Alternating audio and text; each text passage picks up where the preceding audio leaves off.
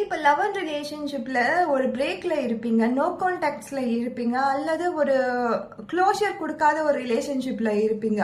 உங்கள் மனசில் என்னுடைய பர்சனோட மனநிலை இப்போ எப்படி இருக்குது, கரண்ட் சிச்சுவேஷன் எப்படி இருக்குது அப்படின்னு சொல்லி நிறைய டவுட்ஸ் இருக்கும். ஸோ உங்கள் பர்சனோட எனர்ஜியோட கனெக்ட் ஆகி கரண்ட் சிச்சுவேஷன் என்னன்னு நம்ம இப்போ ஒரு ப்ராப்பரான சேனலைஸ்டு ரீடிங் பார்க்கலாம். இந்த எனர்ஜியோட கனெக்ட் ஆகிறதுக்கு உங்கள் பர்சனோட நேம் கமெண்ட் செக்ஷன்ல கமெண்ட் பண்ணிட்டு இந்த எனர்ஜியோட கனெக்ட் ஆகிக்கோங்க. இது ரெசனேட் ஆகலைன்னா பார்க்க வேண்டாம். உங்க பர்சனோட கரண்ட் எனர்ஜி எப்படி இருக்கு, நம்ம ஸ்ட்ரெயிட்டா நம்ம இந்த ரீடிங்குள்ள போயிடலாம். ஸோ யூனிவர்ஸும் நம்மளை சுத்தி இருக்க தேவதைகளும் நம்மளுக்கு கொடுக்கக்கூடிய மெசேஜ் என்ன, ஒரு சேனலைஸ்டு ரீடிங்கா நம்மளுக்கு கிடைக்கக்கூடிய கார்ட்ஸ் என்னன்னு நம்ம பார்ப்போம்.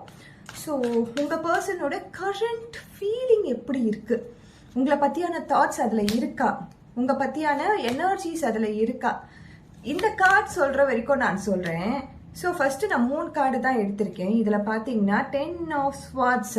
நீங்க நினைச்சிட்டு இருக்கீங்க என்ன அவங்க கஷ்டப்படுத்திட்டு அவங்க சந்தோஷமா இருக்காங்க அப்படின்ட்டு.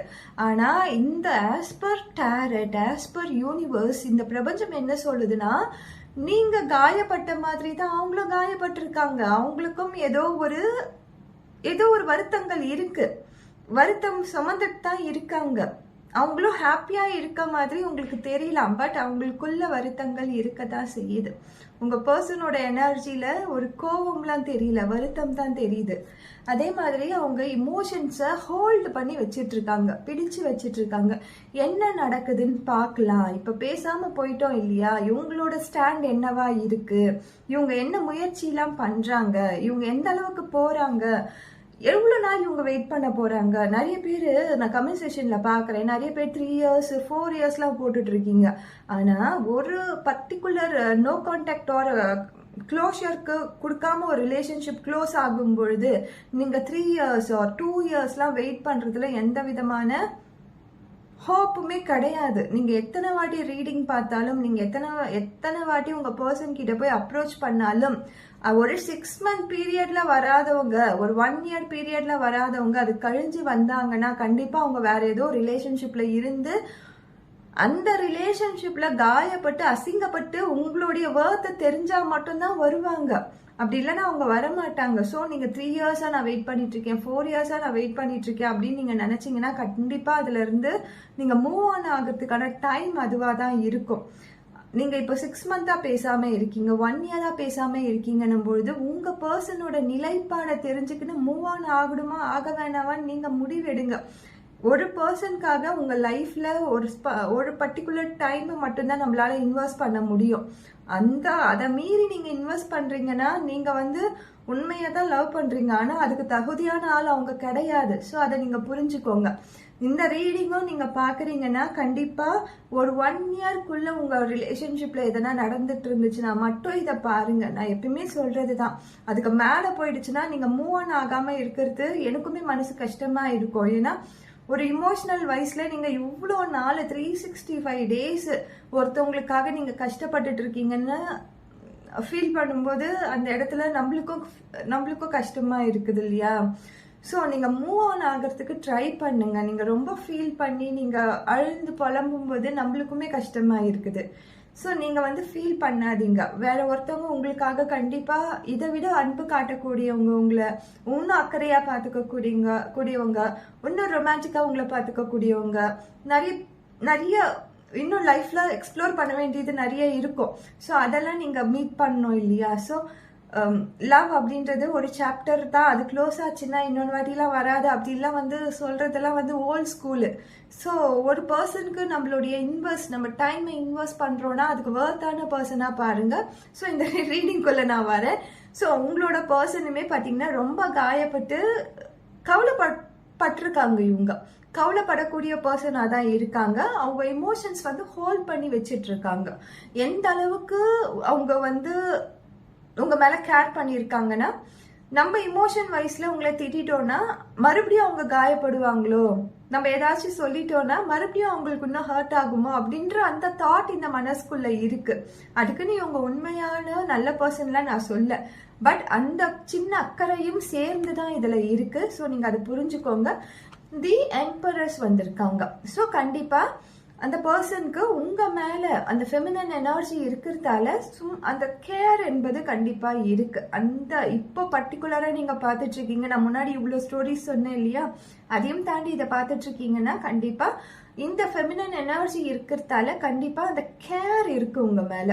லவ்வை தாண்டி இப்போ கேர் அப்படின்ற அந்த விஷயம் இருக்கு. உங்களை இனிமே ஹர்ட் பண்ணக்கூடாது, உங்களை இன்னும் காயப்படுத்தக்கூடாது, ஏமாத்தக்கூடாது அப்படின்ற அந்த உணர்வு இருக்குது. ஏற்கனவே உங்களை ஏமாத்திருக்கலாம், காயப்படுத்தியிருக்கலாம், ஏதோ ஒரு மிஸ் அண்டர்ஸ்டாண்டிங்ல பேசியிருக்கலாம், அல்லது வேற ஒருத்தவங்க கூட ரிலேஷன்ஷிப்ல கூட இருக்கலாம். ஆனாலும் இப்போதைக்கு இருக்க தருணத்துல அவங்க உங்களை ஹர்ட் பண்ணாம இருக்கிறதுக்கு தான் அவங்க பாக்குறாங்க. ஸோ இந்த எனர்ஜில கண்டிப்பா உங்களுடைய தாட்ஸும் இருக்கு, உங்களோட எனர்ஜிஸும் இருக்கு. ஸோ இப்போதைக்கு அவங்களோட ஸ்டேட் என்னவா இருக்கு, அவங்க எனர்ஜி தெரிஞ்சிருச்சு. ஸோ அவங்க மைண்ட் எப்படி ஃபிக்ஸ் ஆகியிருக்கு, அவங்க வருவாங்களா, கரண்ட் எனர்ஜியில அவங்க வருவாங்களா அப்படின்னு நம்ம பார்ப்போம் இந்த ரீடிங்ல. ஸோ நீங்கள் மற்றவங்க கிட்ட உங்களுடைய புலம்பல்லாம் சொல்லுவீங்க இல்லையா, எனக்கு இவ்வளோ நாளாக நாங்கள் லவ் பண்ணோம், இவ்வளோ நாங்கள் 2 பேரும் சேர்ந்து பேசணும், ஒரு 3 month லவ்வாக கூட இருக்கலாம், ஆனாலும் நாங்கள் இவ்வளோ நேரம் டைம் ஸ்பெண்ட் பண்ணியிருக்கோம் அப்படின்னு நீங்கள் பேசுவீங்க இல்லையா. அதே மாதிரி தான் அவங்களும் ஷேர் பண்ணிட்டு இருக்காங்க அவங்களோட ஃப்ரெண்ட்ஸ் கூடயோ ஃபேமிலி கூடயோ, அல்லது தனியாக கூட பேசுவாங்க. அவங்க தனியாக கூட பேசி அவங்க மனசில் உள்ள இருக்க விஷயங்கள்லாம் வெளியில கொட்டிட்டு வருவாங்க. So 7 of Pentacles. ஸோ அவங்க இந்த இடத்துல நம்ம இப்படி கூட சொல்லலாம், இந்த இடத்துல பாத்தீங்கன்னா ஏதோ ஒரு கிராஃப்ட் நடக்குது. இது 3வது மனுஷனால நடக்கக்கூடிய கிராஃப்டாவும் இருக்கலாம். நிறைய பேர் இந்த கார்டு வந்துச்சுன்னா சொல்லுவாங்க, இந்த இடத்துல ஏதோ ஒரு பிளாக் மேஜிக் நடக்குது. அந்த பிளாக் மேஜிக்லாம் நீங்க நம்புங்க உங்களோட லவ் லைஃப்க்கு. அப்படி இல்லைன்னா கூட ஏதோ ஒரு விஷயம் 3வது நபரால திணிக்கப்பட்டு இருக்கு அப்படின்னு நம்ம புரிஞ்சுக்கலாம். ஸோ பென்டக்கல்ஸ் இதுல கொஞ்சம் இன்வால்வ் ஆகி இருக்குது. உங்க பர்சன் கொஞ்சம் பண ரீதியான கொஞ்சம் கஷ்டங்கள்ல இருக்கலாம், அல்லது அந்த பணத்துக்காக எடுக்க வேண்டிய முடிவுகள் வேற மாதிரி இருக்கலாம். ஸோ இதுவும் நம்ம புரிஞ்சுக்கலாம். அந்த பண ரீதியான வசதி வாய்ப்பு இந்த மாதிரி விஷயங்களும் கொஞ்சம் இதுல இன்வால்வ் ஆகி இருக்குது. ஸோ அவங்களுடைய ஸ்டேட் வேற மாதிரி இருக்கும். ஸ்டேட்னும் பொழுது தகுதிகள் வேற மாதிரி இருக்கும், உங்களுடைய தகுதிகள் வேற மாதிரி இருக்கும். ஸோ இந்த இடத்துல கொஞ்சம் டீப்பா நம்ம பார்க்க வேண்டிய விஷயங்களும் இருக்கு. எடுத்த எடுப்பிலே அவங்க வந்துருவாங்க போயிடுவாங்க அப்படின்றத விட டீப்பா ஃபேமிலி மேட்டர்ஸும் நம்ம பார்க்குற மாதிரி இருக்கு. பர்சனல் இன்வால்மெண்ட்ஸும் இருக்கு, மணி இன்வால்மெண்ட்ஸும் இருக்கு, ரிலீஜியஸ் இது எல்லாமே நம்ம பார்க்க வேண்டிய சூழ்நிலையில தான் இருக்கும். ஏன்னா இந்த இடத்துல 2 இடத்துலயும் செயல்பாடுகள் நடக்குது. ஸோ அவங்களுக்கு தெரிஞ்சவங்க கூட சொல்லியிருக்கலாம், இதெல்லாம் நம்மளுக்கு வேலைக்கு ஆகாது, இந்த பர்டிகுலர் ரிலீஜியன் ஒரு ஏதோ ஒரு விஷயம் இங்க தடுக்குது, வேண்டாம் அப்படின்னு சொல்லியிருக்கலாம். ஸோ அதனால கூட அந்த எமோஷன்ஸ் ஹோல்ட்ல இருக்கலாம். ஸோ இது எல்லாமே நம்மளுக்கு புரிய வைக்குது இந்த கார்ட்ஸ் 2மே. ஸோ அந்த பர்சனோட நிலைப்பாடு எப்படி இருக்குதுன்னு நம்ம பார்த்தோம்.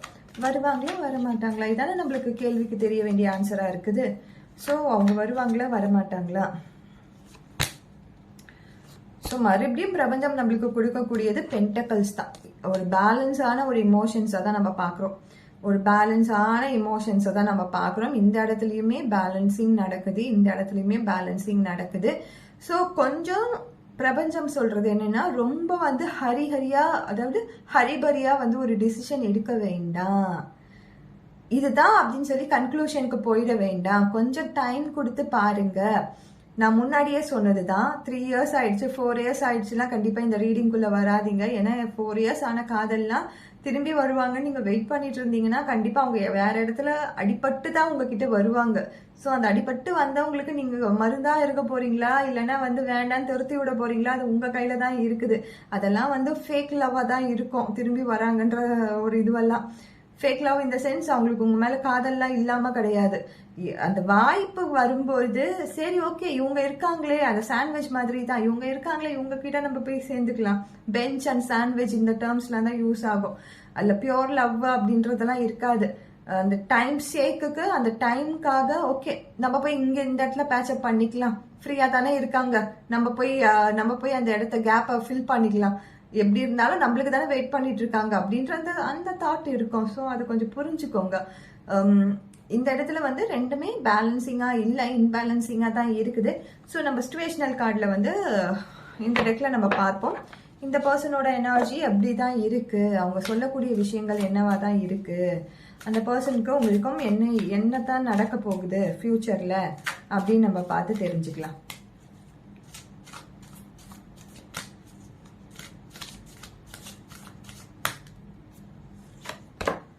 ஸோ ட்வின் ஃப்ளேம், நிறைய பேர் வந்து இன்யாங் மாதிரி ட்வின் ஃப்ளேம் அப்படின்ற கார்ட் தான் வந்திருக்கு. செப்பரேஷன் அப்படின்னு சொன்னாலும் அது பிட்டர்னஸை தான் கொடுத்துருக்கு. பட் இது வந்து ஒரு கார்மிக் ரிலேஷன்ஷிப் அப்படின்னு தான் நம்மளுக்கு இந்த சிச்சுவேஷனல் கார்ட் சொல்லியிருக்கு. ஸோ இதில் பார்த்தீங்கன்னா நீங்கள் செப்பரேட் ஆனதும் பார்த்தீங்கன்னா இது கார்மிக் ரிலேஷன்ஷிப்பால தான் ஆயிருக்கீங்க. பட் இந்த எனர்ஜி வந்து ட்வின் ஃப்ளேம் அப்படின்ற எனர்ஜி வந்து கொஞ்சம் ஸ்ட்ராங்காகவே இருக்குது இந்த ரிலேஷன்ஷிப்பில். ஸோ முன்னாடியே நம்ம பார்த்த மாதிரி தான் இன்னும் கொஞ்சம் டைம் கொடுத்து பாருங்க உங்க பர்சனுக்கு. இன்னும் கொஞ்சம் அதிகப்படியா புரிஞ்சுக்க பாருங்க. கண்டிப்பா ஏதோ ஒரு சிச்சுவேஷன்ல உங்களை பத்தி தெரிய வரும். கண்டிப்பா உங்க கூட வந்து ஒரு கம்யூனிகேஷன் நடத்துவாங்க. நம்ம க்ளோஷருக்கு வந்துட்டோம். அடுத்ததா ஒரே ஒரு கார்டு, கிளியரன்ஸ் கார்டு மட்டும் நம்ம எடுத்து பார்த்துடலாம் என்ன வருது. கிளியரா நம்மளுக்கு யூனிவர்ஸ் கொடுக்கக்கூடிய சைன்ஸ் என்ன, சிக்னல்ஸ் என்ன, நான் வெயிட் பண்ணணுமா அல்லது நான் வேற ஏதாச்சும் வேலை பார்த்துட்டு போட்டுமா, வேற ஏதாவது நான் பார்த்துட்டு போட்டுமா அப்படின்னு கேள்வி கேட்டிருந்தீங்கன்னா, so ship, cut the ties and move on. So receive what you need, progress and arrive. So நிறைய பேருக்கு வந்து புரிஞ்சிருக்கும். Cut the ties and move on. So நீங்கள் இன்னொரு ஒரு கிளியரன்ஸ் கார்டு எடுப்போம். ஸோ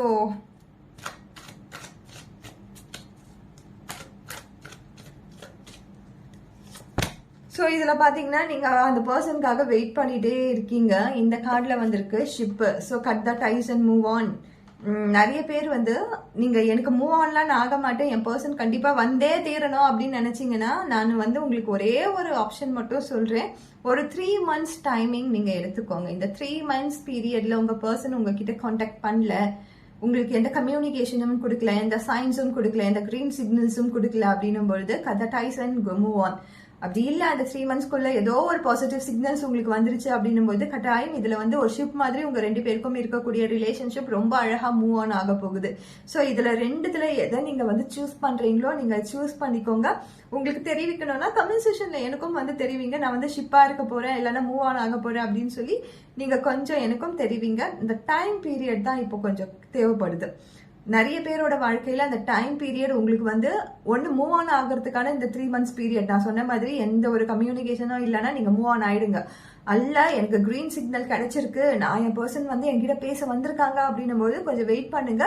இந்த ஷிப் மாதிரி 2 பேருமே சேல் பண்ணுங்க இந்த லைஃப்ல, நகர்ந்து போங்க, அதாவது சந்தோஷமா ஹாப்பியா இருங்க.